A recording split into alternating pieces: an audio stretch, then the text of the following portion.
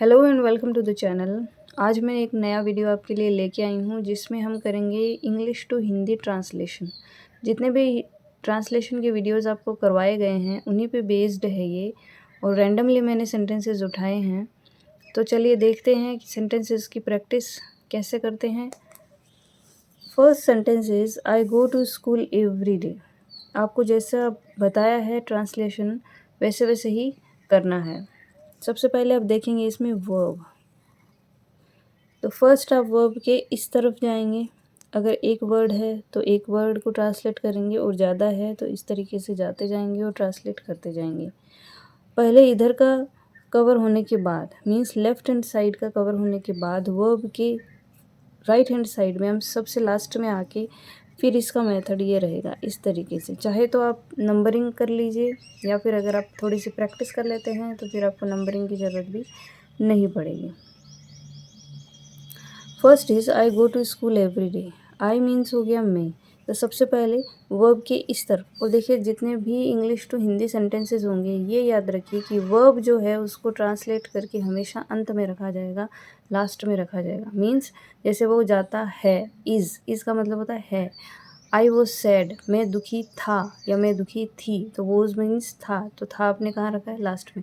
तो जब भी वर्ब या हेल्पिंग वर्ब होगी उसका ट्रांसलेशन हमेशा एकदम अंत में या लास्ट में ही आता है हिंदी के ट्रांसलेशन में। ठीक है, तो I go to school every day, तो सबसे पहले हम ट्रांसलेट करेंगे आई को, मैं। अब इधर कंप्लीट हो चुका है, एक ही लेटर है, एक ही वर्ड है जिसको हमने ट्रांसलेट कर लिया। अब हम वर्ब के इस तरफ आएंगे और इस फॉर्म में चलते जाएंगे, है ना। मे एवरी डे मीन्स हर रोज़ या प्रत्येक दिन या हर दिन, तो हम इसको कह सकते हैं रोज़। फिर एवरी डे के पहले स्कूल, स्कूल मतलब विद्यालय या स्कूल। गो मतलब होता है जाना। अब देखिए यहाँ पे ये जो ट्रांसलेशन, वर्ब का जो ट्रांसलेशन होने वाला है ना, वो आप पे डिसाइड करता है कि आपको टेंस कितना आता है। ठीक है, अगर टेंस आपको नहीं आता है तो टेंस का वीडियो मैंने पहले से ही अपलोड कर रखा है, उसको ज़रूर देखिएगा। लगभग पौना या 1 घंटे की क्लास है वो, जिसमें सारा ओवरऑल मैंने अच्छे से एक्सप्लेन किया है। I go to school every day, मैं रोज़ विद्यालय। गो हो गई एक वर्ब, गो का मतलब होता है जाना। ठीक है, कहीं भी जाना। तो अब यहाँ पे क्या होगा, वो क्या करता है, विद्यालय जाता है ना। और फर्स्ट फॉर्म है, first form means present indefinite tense है, जिसमें आप ट्रांसलेशन में हमेशा ता है ते है ती है लगाते हैं, है ना। तो मैं रोज़ विद्यालय जाता हूँ, ता है ती है ते है तो आना ही है, तो जाता। ठीक है, तो वर्ब, मेन वर्ब के ट्रांसलेशन में ता है ते है ती है आता है, तो मैं रोज़ विद्यालय जाता हूँ। नेक्स्ट देखिए, rural life is almost free from crime and violence. अब सबसे पहले हम इसमें वर्ब देखेंगे, वर्ब है इज़। ठीक है, रूरल लाइफ, इससे पहले देखिए 2 वर्ड्स है आपके पास, है ना। तो ये एक पूरा फ्रेज़ है। अब आपको फ्रेज़ पहचानना ज़रूर आना चाहिए। लाइफ मतलब जीवन, लेकिन इसमें लाइफ की विशेषता बताइए कि वो कौन सा जीवन है, तो हम कहेंगे देहाती जीवन या गांव का जो जीवन है।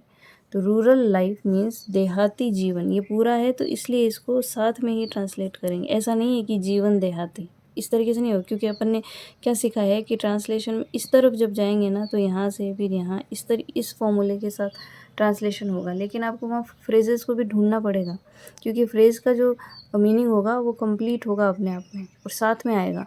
ठीक है, तो देहाती जीवन। अब आ जाएंगे हम एकदम अंत में। ठीक है, इधर का ट्रांसलेट हो गया। अब आ जाएंगे वर्ब के दाईं तरफ, जहाँ पे सबसे अंत में हमें जाना है। तो देहाती जीवन, वायलेंस होते हैं अपराध या जो दंगे होते हैं, दंगे। एंड मीन्स और, क्राइम, क्राइम होता है अपराध। ठीक है, फ्रॉम मतलब से, फ्री मतलब आज़ाद। लेकिन ये देखिए ऑलमोस्ट फ्री, ये फ्री की विशेषता है, मतलब फ्री को और ज़्यादा वो उस तरीके से एलाबोरेट कर रहा है कि फ्री कितना फ्री है, ऑलमोस्ट लगभग फ्री। एक तो कहीं अपन फ्री है मतलब वहाँ कोई भी आपराधिक घटनाएं नहीं होती, क्या नहीं होती, क्या देहातों में भी होती है, पर वो बहुत माइनर होती है, बहुत रेयर केसेस में होती है, कोई 1 आधी 2 4 बस। जितना शहरों में होता है उसके कंपेरिजन में तो आधा भी नहीं होता, तो असल में नहीं होता है ना। तो फ्री तो अपन नहीं कर सकते हैं, कि फ्री है, ऐसा तो नहीं हो सकता, क्योंकि कुछ ना कुछ अपराध तो वहाँ भी हो ही जाते हैं छोटे मोटे, जैसे ज़मीनों की लड़ाई है, देहातों में ज़्यादा होती है, तो ऐसी चीज़ें हो जाती है। तो ऑलमोस्ट फ्री, तो फ्री को थोड़ा एलाबोरेट कर रहा है और ज़्यादा एक्सप्लेन कर रहा है कि ऑलमोस्ट, लगभग फ्री, हम पूरा फ्री नहीं कर सकते, तो ऑलमोस्ट फ्री, तो अपन कह सकते हैं लगभग आज़ाद, या फिर कह सकते हैं दूर, है ना, लगभग दूर, इज़ मतलब है। तो देहाती जीवन दंगे और अपराध से लगभग आज़ाद है या दूर है, दूसरे शब्दों में हम दूर भी कर सकते हैं इसको। Next is people live in peace and amity there. अब यहाँ पे हम फिर से वर्ब को राउंड कर लेंगे, इससे आपको थोड़ा आसानी रहेगी समझने में, ठीक है। अब पीपल के सॉरी जो वर्ब है इसके पहले जाएंगे, तो पहले केवल एक वर्ड है यहाँ पे, तो हमें ज़्यादा मशक्क़त नहीं करनी पड़ेगी, लोग, पीपल मीन्स होता है लोग। अब आएंगे हम वर्ब के एकदम लास्ट में, फिर चलते जाएंगे ऐसे ऐसे ऐसे ऐसे, ठीक है, और फिर लास्ट में वर्ब। तो देयर, पीपल वहाँ, लोग वहाँ, एमिटी होता है भाईचारा, है ना, या मित्रता भी कह सकते हैं। एंड और इन पीस, शांति में, ठीक है, शांति में, ये दोनों साथ में ट्रांसलेट होंगे, या वैसे तो नंबरिंग यही होगी, देखिए शांति हो गया, शांति के बाद अपन गए इन, ठीक है, शांति में, लिव, लिव मतलब रहना।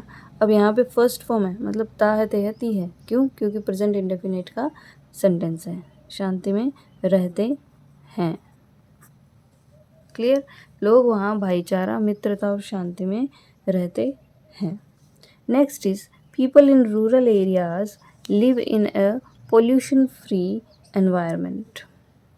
सबसे पहले हम वर्ब देखेंगे इसमें, वही है लिव, ठीक है। अब देखिए यहाँ पे खूब सारे वर्ड्स हैं, इनको आप ट्रांसलेट कैसे करेंगे, यहाँ यहाँ यहाँ यहाँ, इस तरीके से वर्ब के जस्ट पहले से शुरू होके लास्ट तक चले जाएंगे।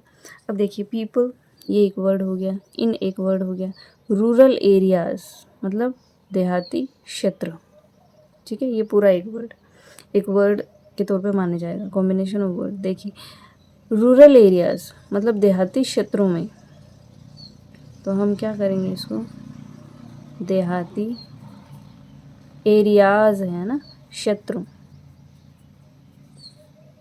में, इन पीपल मीन्स लोग, तो देहाती क्षेत्रों में लोग, क्योंकि देखिए एरिया है, अब अपन ये नहीं कर सकते क्षेत्र देहाती में लोग, ऐसा नहीं होगा, क्योंकि ये फ्रेज है, एरियाज़ की विशेषता बता रही है कि ये क्षेत्र कौन सा है, सिटी एरिया है या रूरल एरिया है, तो रूरल, तो इसके साथ ही होगा इसका ट्रांसलेशन।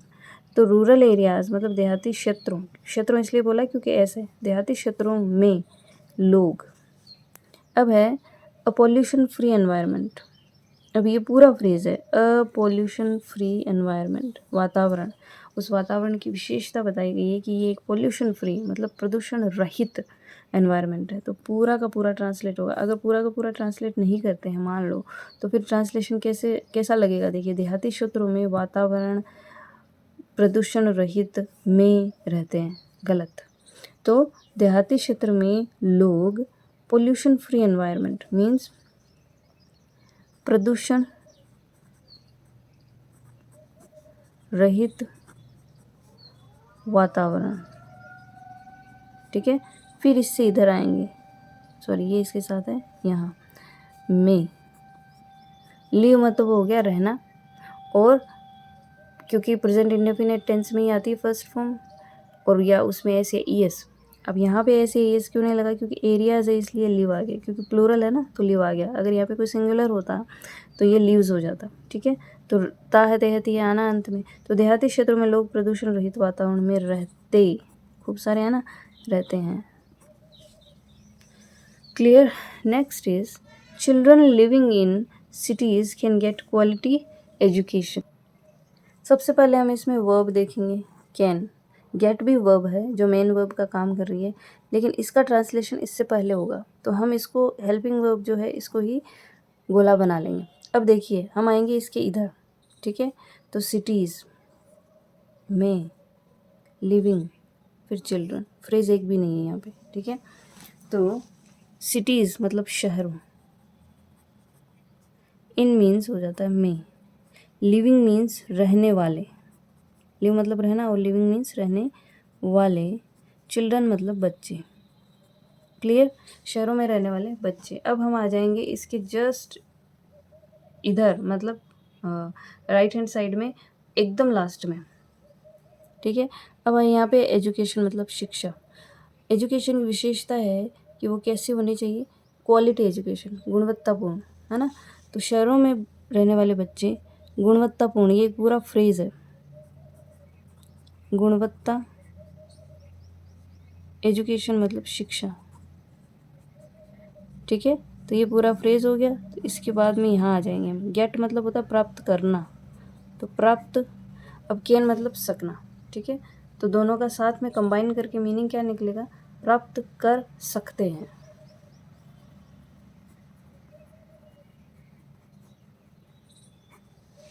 शहरों में रहने वाले बच्चे गुणवत्ता शिक्षा प्राप्त कर सकते हैं। अब बताइए इसमें ट्रांसलेशन में कोई दिक्कत आई क्या? इतना इजी वे पे बताया आपको, इतना इजी सेंटेंसेस के साथ बताया है कि आप मेरे हिसाब से कहीं अटकेंगे नहीं, बस आपको फ्रेजेस पहचानना आना चाहिए। Next is people can not enjoy a healthy environment in city life. अब देखिए कैन नॉट और मेन वर्ब है यहाँ एन्जॉय, लेकिन चूंकि गोला इसको इसलिए लगाया कि अंत में इसी का ट्रांसलेट कर हो निकल के आएगा सामने, इस वर्ब का ट्रांसलेशन इससे इसके बाद ही होना है, मतलब ये लास्ट में होगा। तो अब इसके पहले देखते हैं, केवल एक ही वर्ड है पीपल मतलब लोग। अब आ जाएंगे एकदम एंड में, इन सिटी लाइफ। तो सिटी लाइफ एक फ्रेज हो गया, ये एक हो गया। एनवायरनमेंट, और एनवायरनमेंट की विशेषता हेल्दी, तो ये पूरा एक फ्रेज हो गया। ठीक है, अ हेल्दी एनवायरनमेंट, और फिर एन्जॉय, तो ये इससे यहाँ, फिर यहाँ, फिर यहाँ। क्लियर? सबसे पहले तो आप ऐसे निशान बना लेंगे, उसके बाद आप फटाफट करेंगे ट्रांसलेशन। लोग, सिटी लाइफ मतलब शहरी जीवन, इन मतलब में, अ हेल्दी एनवायरनमेंट एक स्वस्थ, स्वस्थ हेल्दी होता है स्वस्थ, एनवायरनमेंट वातावरण, वातावरण। तो लोग शहरी जीवन में एक स्वस्थ वातावरण, एंजॉय मतलब आनंद, कैन नॉट मतलब आनंद नहीं ले सकते।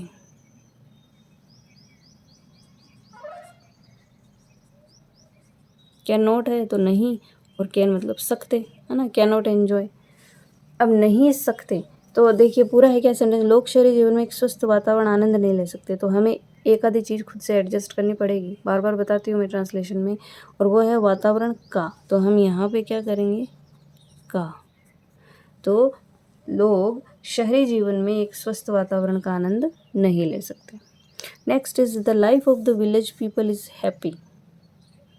अब देखिए इज़ यहाँ आया, इसके पहले देखिए कितने सारे वर्ड्स। सबसे पहले फ्रेजेस देखेंगे। देखिए the life of the village people, वैसे देखा जाए तो इसका पूरा ही करेंगे कि विलेज पीपल जो है उनका जीवन, लेकिन इसको ट्रांसलेट कैसे, वैसे तो सिंपल है देखने में। अब देखिए कैसे करेंगे, पीपल मतलब लोग, है ना, पहले वर्ब के इधर देखेंगे, तो पीपल मीन्स लोग। अब लोग कौन से हैं, विलेज पीपल, तो ये पूरा फ्रेज है, तो गाँव के लोग। ओ मतलब हो जाता है का, और लाइफ मतलब जीवन। तो पहले करेंगे गांव के, विलेज पीपल गांव के लोग या लोगों। ओ मतलब हो जाता है, इससे आएंगे हम इधर, ओ मतलब का के की, तो का जीवन, लाइफ का मतलब है जीवन। अब ये इतना हो गया ट्रांसलेट। अब देखिए वर्ब के इधर आ जाएंगे, हैप्पी मतलब खुश या अच्छा, इज मतलब है। तो गांव के लोगों का जीवन खुश है, मतलब अच्छा जीवन है उनका। ठीक है, next is rural people are deprived of many modern facilities. सबसे पहले आर, इसको करेंगे गोले में। ठीक है, फिर है इसके पहले का ट्रांसलेशन पीपल, पीपल मतलब लोग। अब ये एक ही वर्ड है या फ्रेज है, तो देखिए रूरल पीपल बताए कि जो गांव के लोग हैं उनकी बात हो रही है, तो ऐसे तो लिखेंगे नहीं लोग गांव के, ऐसे नहीं लिखेंगे, गांव के लोग, क्योंकि ये फ्रेज है, गांव के लोग। अब सीधा एंड में, ठीक है, फैसिलिटीज़, फैसिलिटीज़ क्या होती है, सुविधाएं, ठीक है। अब फैसिलिटीज़ जो है उनकी उसकी विशेषता है कि ये कौन सी फैसिलिटीज़ है, मॉडर्न मतलब आधुनिक जो फैसिलिटीज़ है, आधुनिक सुविधाएं, ठीक है। फिर वो उसकी एक विशेषता और एक वर्ड से बताई गई है कि मॉडर्न फैसिलिटीज़ आधुनिक जो सुविधाएं हैं, मैनी मतलब कई, तो ये पूरा का पूरा एक फ्रेज है। तो गांव के लोग कई आधुनिक सुविधाओं, अब देखिए ये डिप्राइव ऑफ हमेशा साथ में आएगा, मतलब से वंचित होना, ठीक है। ये हमेशा साथ लेता है अपने ओ एफ ओ, ठीक है। इसका मतलब होता है से वंचित होना, तो अपन लिखते हैं यहाँ सुविधाओं से वंचित होते हैं। अब क्यों आया होते हैं, क्योंकि अगर आपने मेरे पीछे के ट्रांसलेशन वाले वीडियोस देखे होंगे तो मैंने आपको पैसिव स्ट्रक्चर बताया है।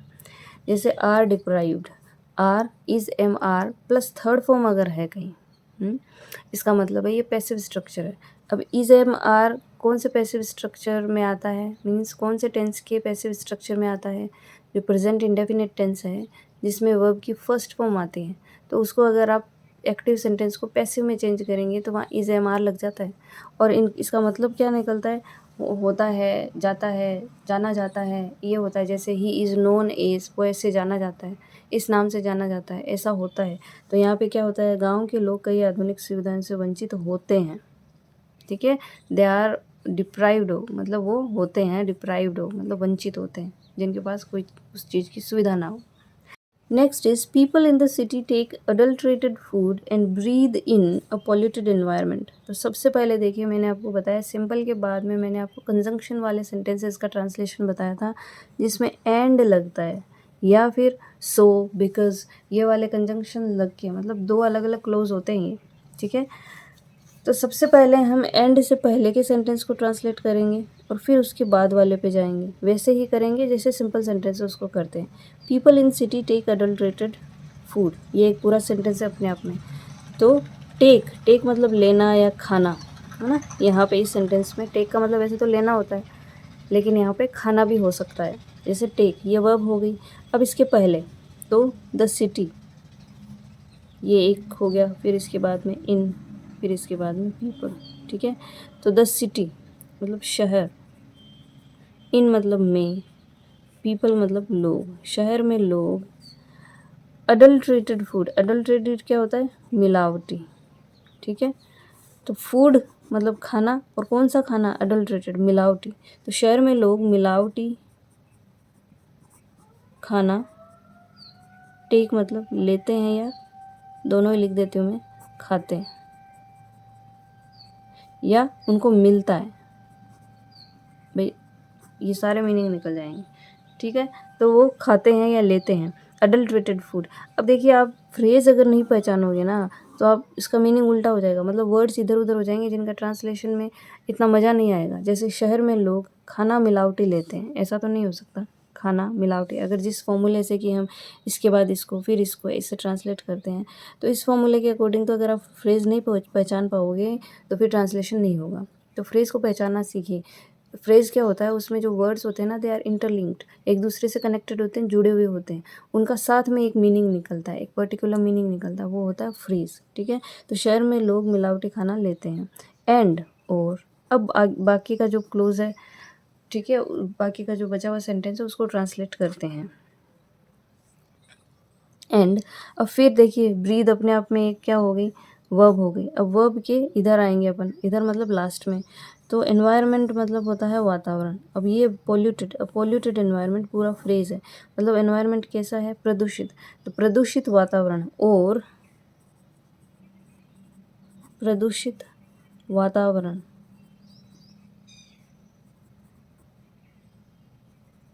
वातावरण, फिर इसके पहले आ जाएंगे इन और फिर ब्रीद।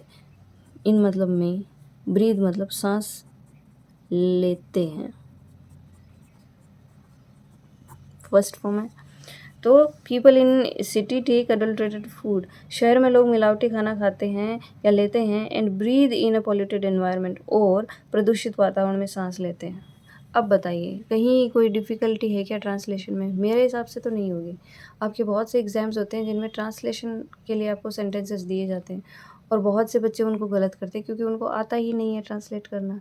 बहुत अच्छे से तरीके से बताने की मैंने कोशिश की। अगर वीडियो अच्छा लगा हो तो इसको लाइक, शेयर और सब्सक्राइब करिए, और मैं देखती हूँ आगे कुछ और ट्रांसलेशन की वीडियोज़ लेके आऊँगी जिससे आपकी प्रैक्टिस होती रही और आप सेल्फ प्रैक्टिस भी करते रहा करिए सेंटेंसेस की। तो मिलती हूँ नेक्स्ट वीडियो में, टिल देन बाय बाय।